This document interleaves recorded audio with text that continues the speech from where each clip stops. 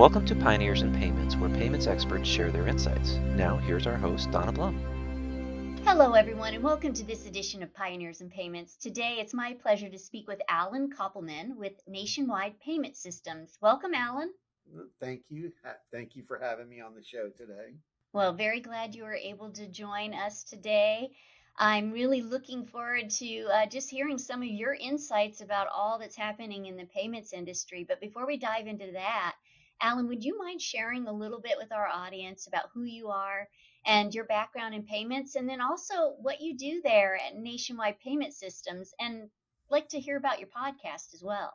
Okay, so Allen Kopelman. So started out in the payments business in '98 as a rep, and then January 2001 started Nationwide Payment Systems out of frustration of what they just wanted to sell credit card machines. People were asking me about check readers and check imaging and e-commerce accounts and integrating to their point of sale system.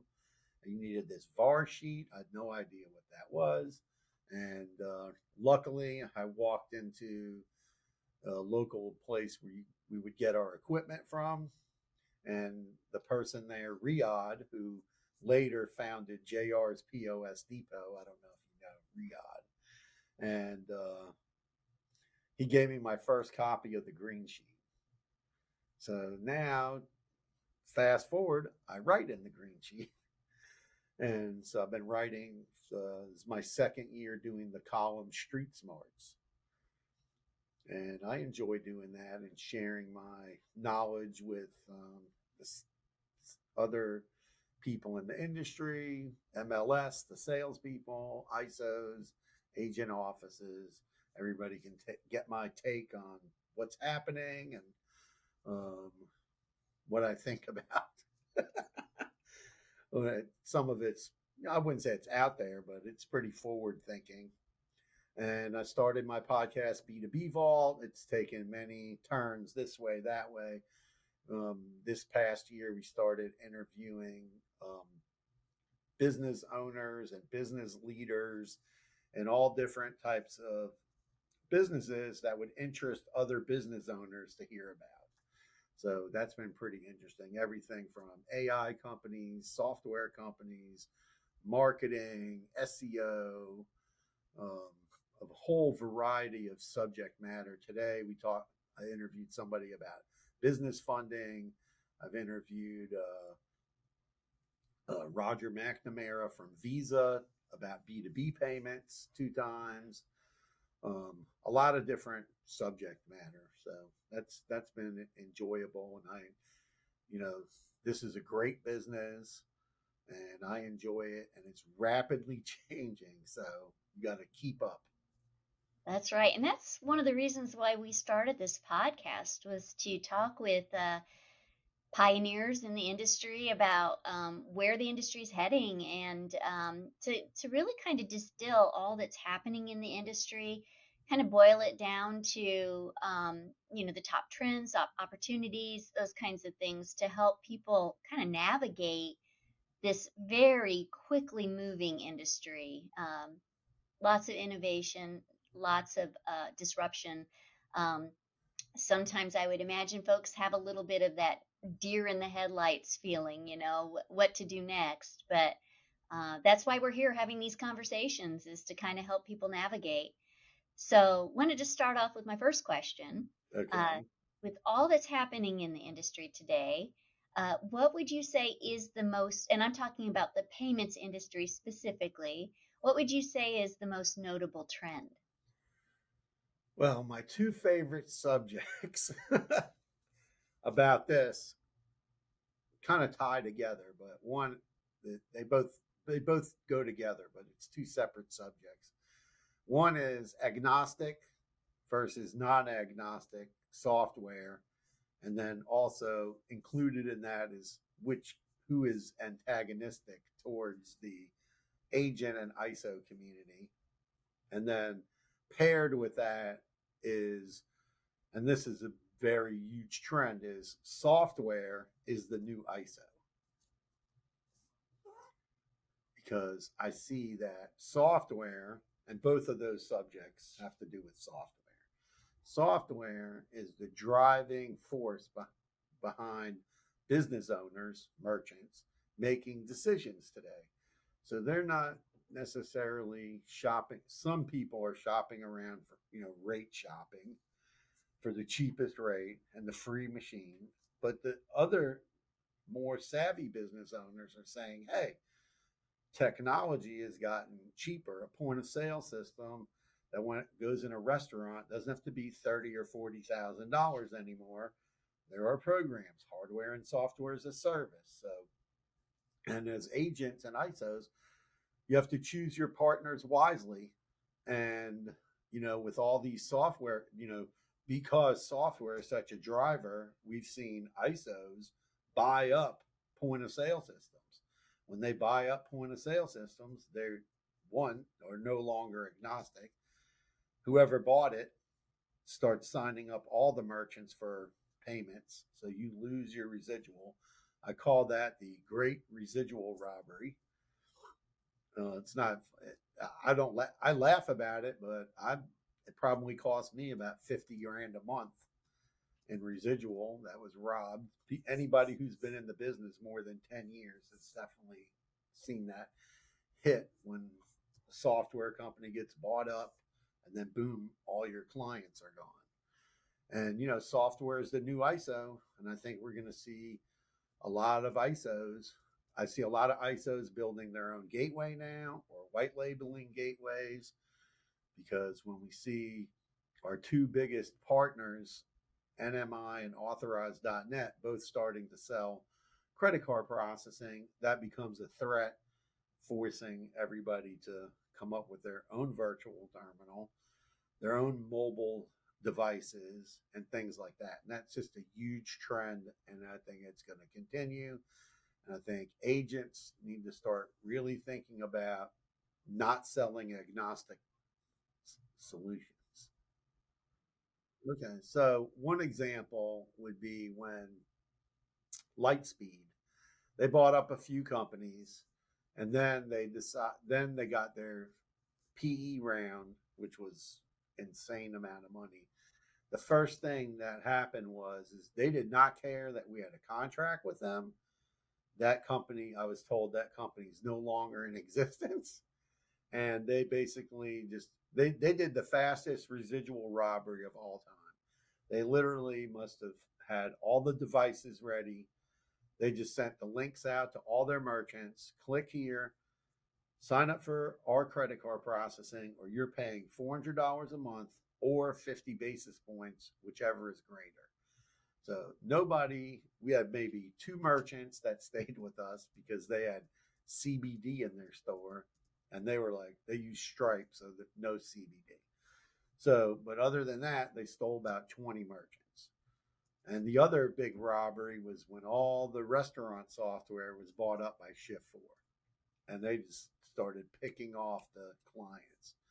And there's nothing you can do in these cases, and that's why we only partner with companies that own the software and it's owned by an ISO. And that way, the ISO is going to make sure the merchants get good customer service, number one. But number two, we know that whole stream, the software, the residual, which is the income stream, is safe.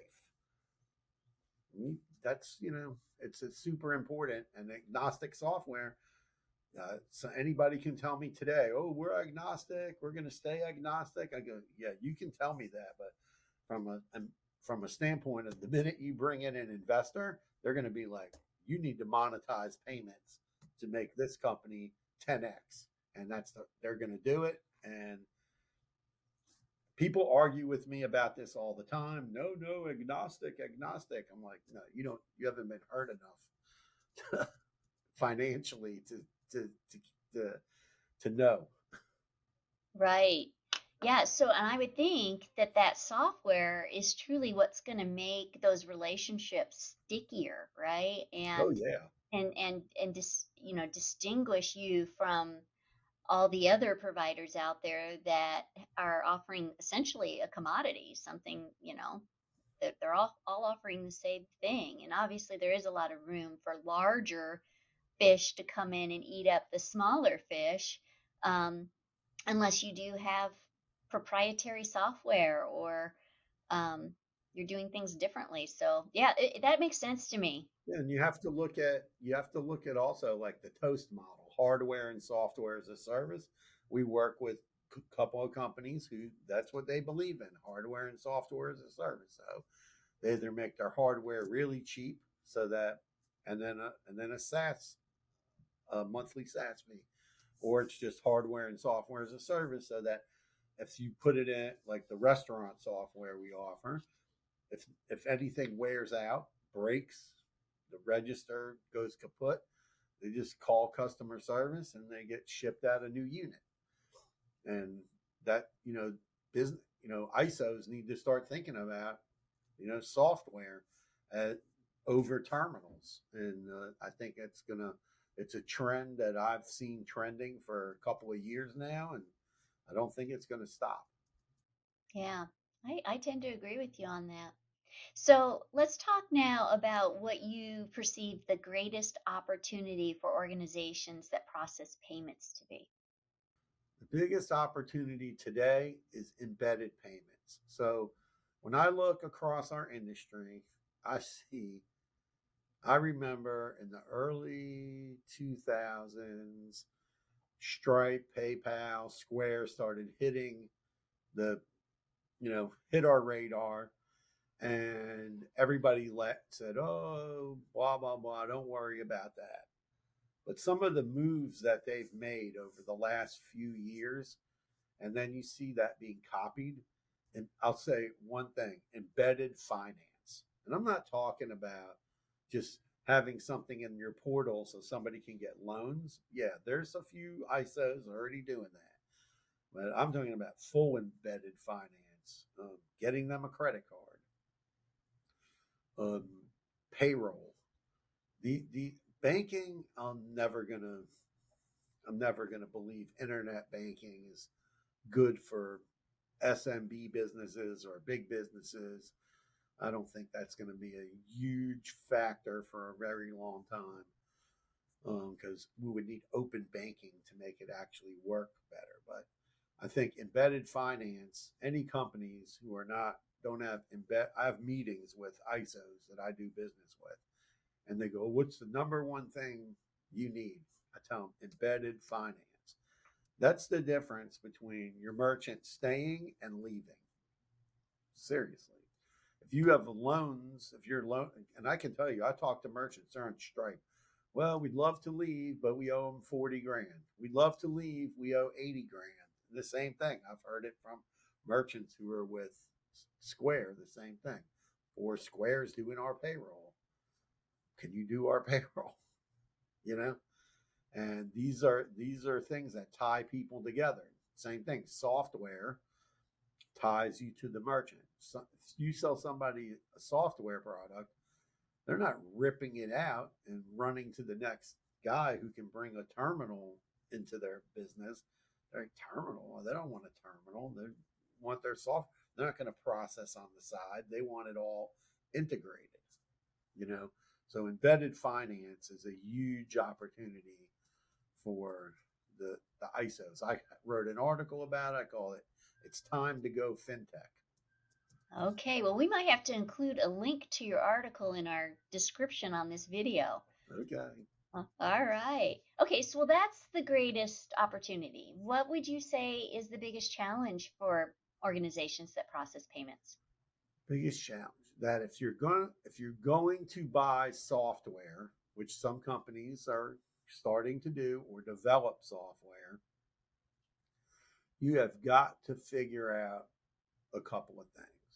The things you have to figure out is you're not going to be able to pay reps 80, 90% because you have to make your investment back.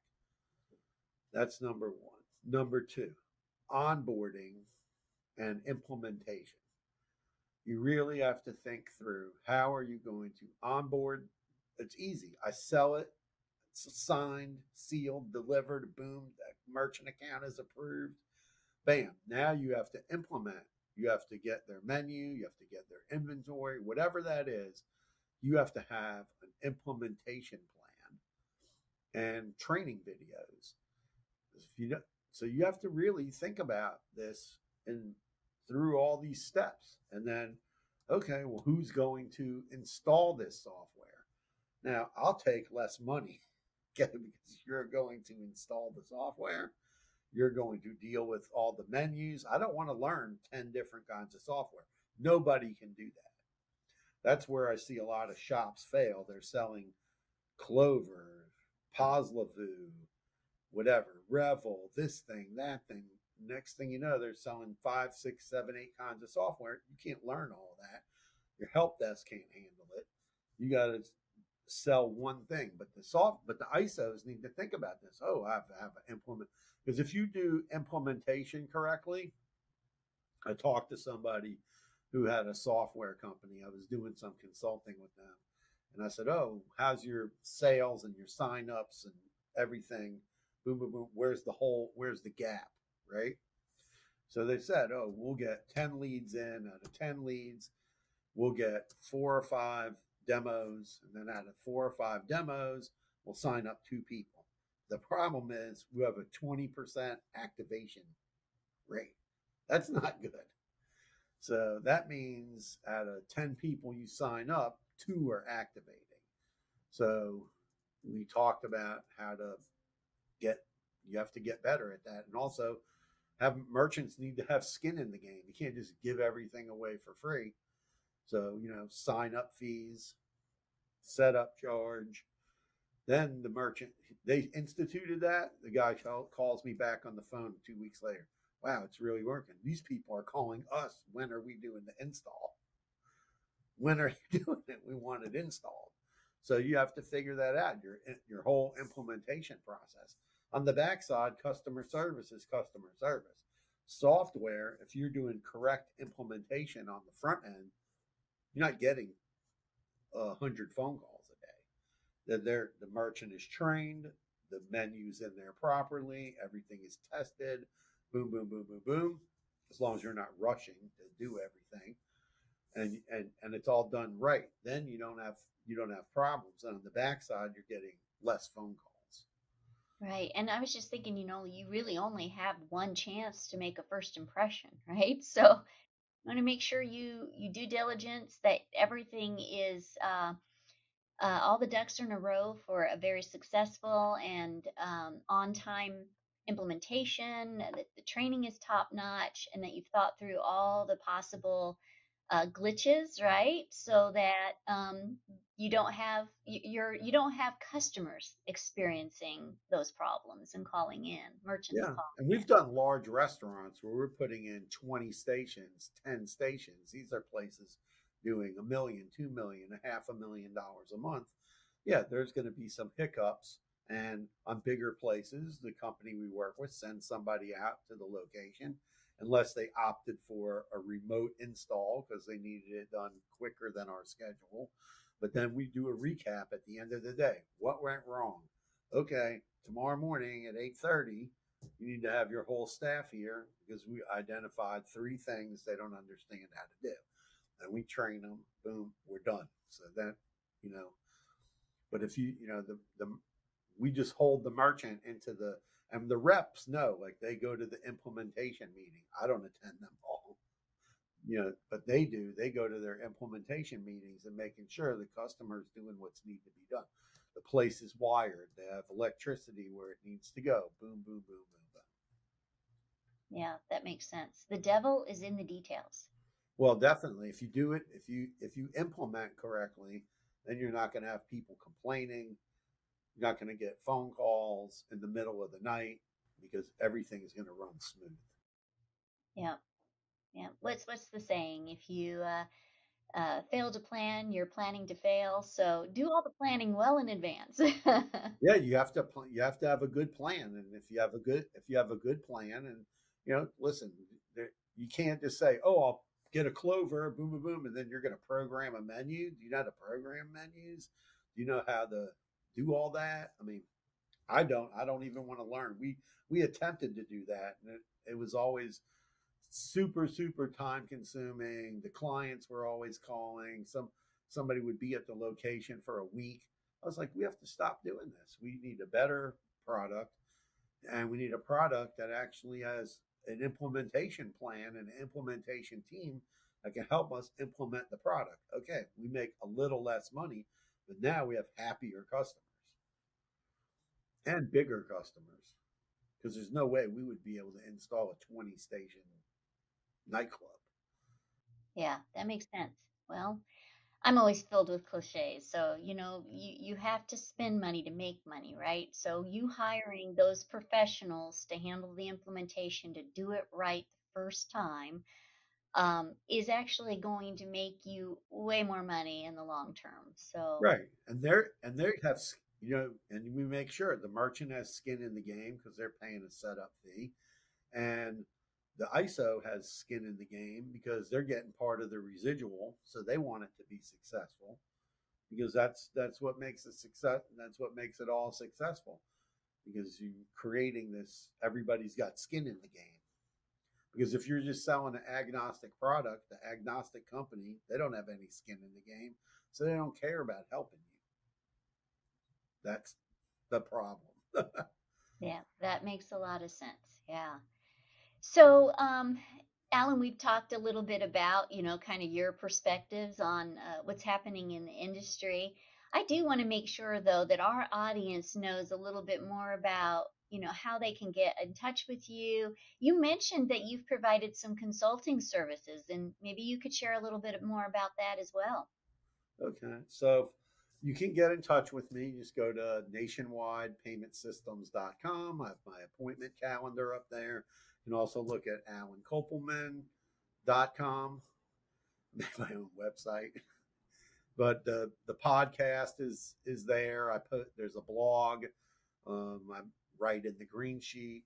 From a consulting standpoint, we consult with merchants and with ISOs. So sometimes ISOs are developing a product and they come to me and they go, okay, what do you think about this? Would you sell it? How would you sell it? This is what we're thinking about. And sometimes, they'll show me things and I'll be like, that's way too complicated the way you're explaining it to the sales rep, and you're not going to get, sales reps who have other sales reps to sell that if you're only paying them 50 or 60%. So you got to really target after your one-man show guys. So we talk about things like that. And then from a merchant perspective, this is kind of stuff that I enjoy. Somebody has recently we've done a few projects. One of them was a startup company that was letting people hire lobbyists. So let's say you had a cause and you needed to hire a lobbyist.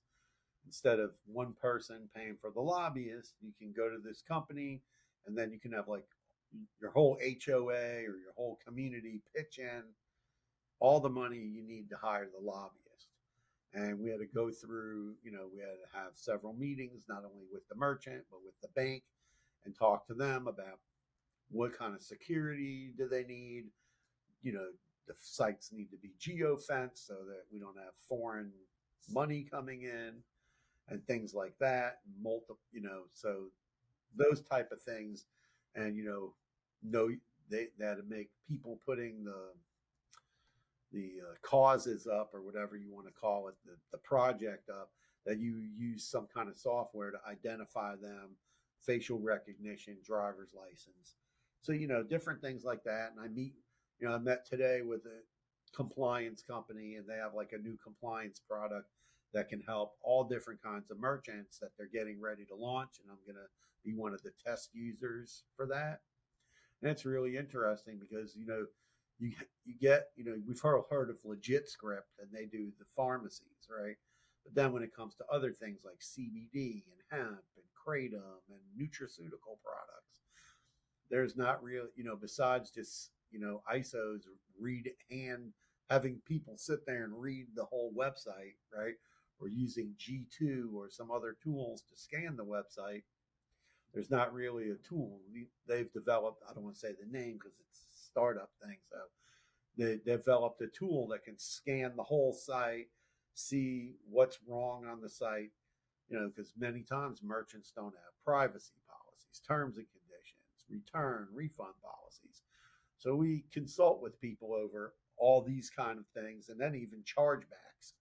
So merchant has a chargeback problem. We're like, okay, well, we need to look at the chargebacks and then identify the problem. Because a lot of times they're just like, well, we have chargebacks. What do we do? So identify the problem. We had a client come to us and we're like, you need to stop taking American Express. Every person paying you with American Express that does a chargeback, you lose.